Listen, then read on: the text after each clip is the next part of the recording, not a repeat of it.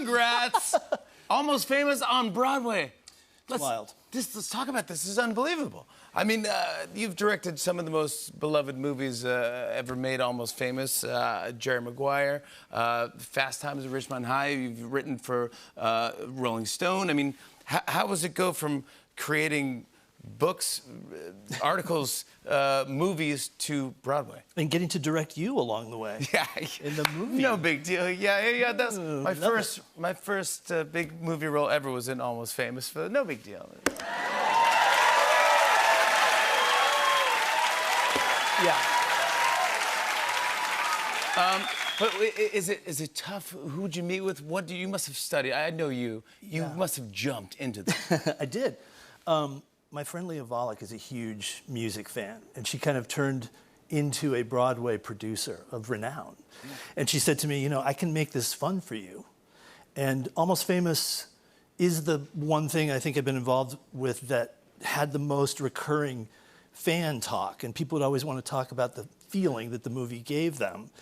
And I thought, if we can get that feeling on a live stage in a theater, that's almost like the 1973 world that the movie is based on. Yeah. So just to kind of get that kind of, you're immersed in 1973 and that music feeling with this cast has been totally exciting. Yeah, and you get to, obviously, you get some of the songs that we know from the movie are in this, but there's also some original great songs in here as well that you had your hand in writing.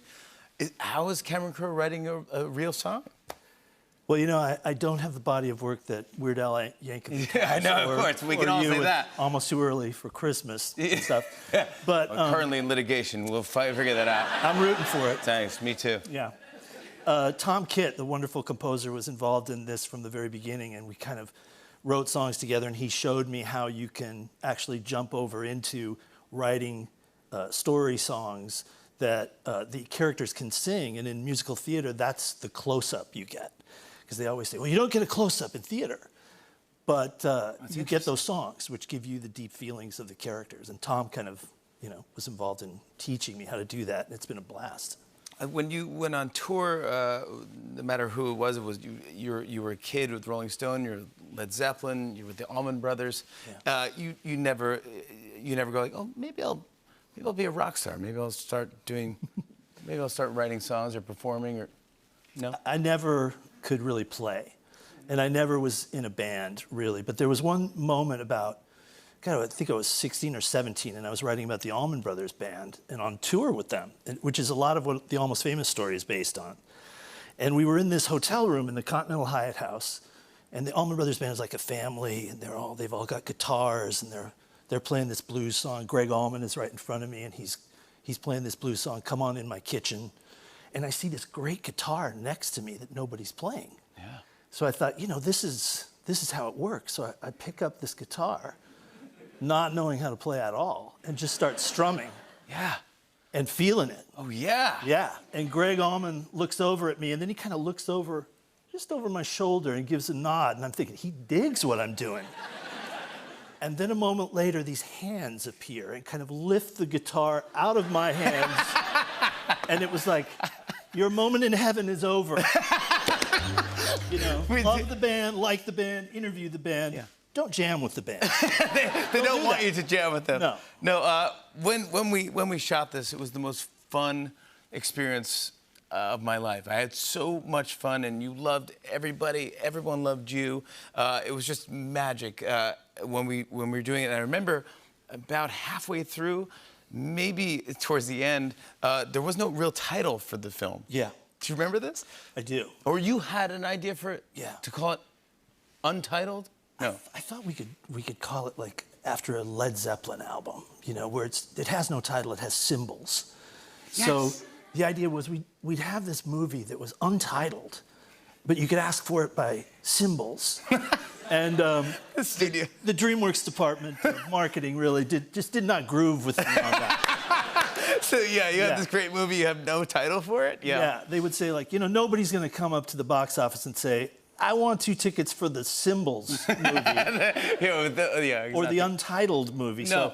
So we, as you remember, we had such a good time making the movie, but we were so addicted to the idea of no title that one day we knew we had to come up with something. So there was a suggestion box on the set, and people would stuff all these names in there for what the title could be.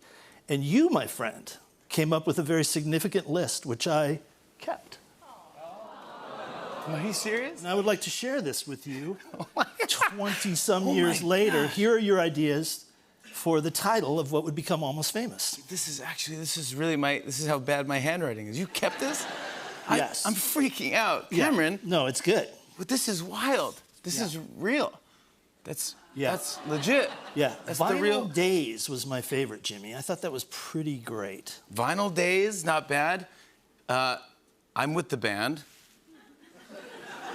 It's getting chuckles. Pages. Pages, interesting. It's deep. Yeah. Because I thought pages, like you're writing pages for a magazine, but also it's pages of your life. Exactly.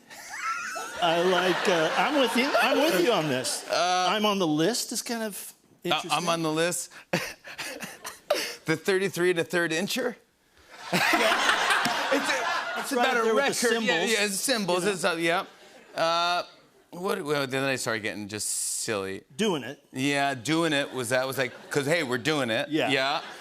Yeah. Well, some of them are real bad, too, yeah. Vinyl reality. I like vinyl reality. Yeah, it was before virtual reality, right? These are big swings. These are big. I'm taking big swings in this. Oh my gosh. Gather No Moss. That's a little embarrassing. But I thought Rolling Stone. Yeah. I like it. No. But I'm so happy you went with Almost Famous.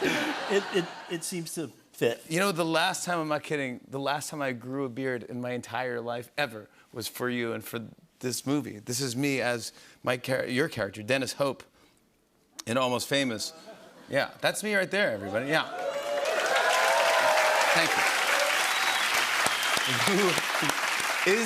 Is Dennis Hope, is my character still in the play? I'm really glad you bring this up. Thank you. Because, Jimmy, we love Dennis Hope of the movie. And as you know, we became kind of a family making the film because we were together for a long time, kind of going through rock school and teaching Billy Crudup how to play guitar and everything. You came in and rocked your scene so well as the manager of the future, who kind of glimpses all that's coming in terms of rock getting bigger. So, of course, it's in the play. And my dream has always been to have you come and be the link between the two casts, the cast of the musical, who also became a really tight family, and the movie. So I would like you to come on the Broadway stage and play your part again of Dennis Hope.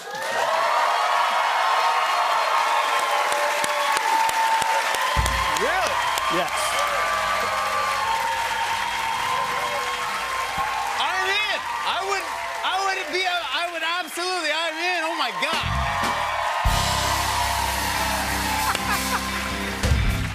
Who plays it now? We have a wonderful actor named Jakeem Hart, great musician. And I'll talk to Jakeem, we'll work it out. Jakeem will be around. So, but the thing is, like, knowing you might step in, I rewrote the scene for, kind of advanced Jimmy fever. Like, I really wanted to get a scene worthy of you, and the beard. Yeah. And so I wrote a new version of the scene for you, which turned out to me so great that that's what's in the play, and Jakeem does that version. Is that right? Yeah, so it's got some new jokes that I bring to you. And it's fun, but it's kind of like a band, right? It's like the cast is a little bit like a band. Come and jam with us. I want to jam. I'm going to jam with the band. I also want to say, in the playbill, you dedicate the show to your mom, who luckily I got to meet. And she would have been so proud of this. This is a giant deal, buddy. I'm so happy for you. It is so fun. It is, again, musical. It is funny. It's got heart. And it's written by an Oscar-winning writer. So what more do you want? I love you, buddy. Cameron Crowe. When we come back, the cast of the Broadway show, Almost Famous, is performing Tiny Dancer. Stick around, everybody. Come on back. Hey.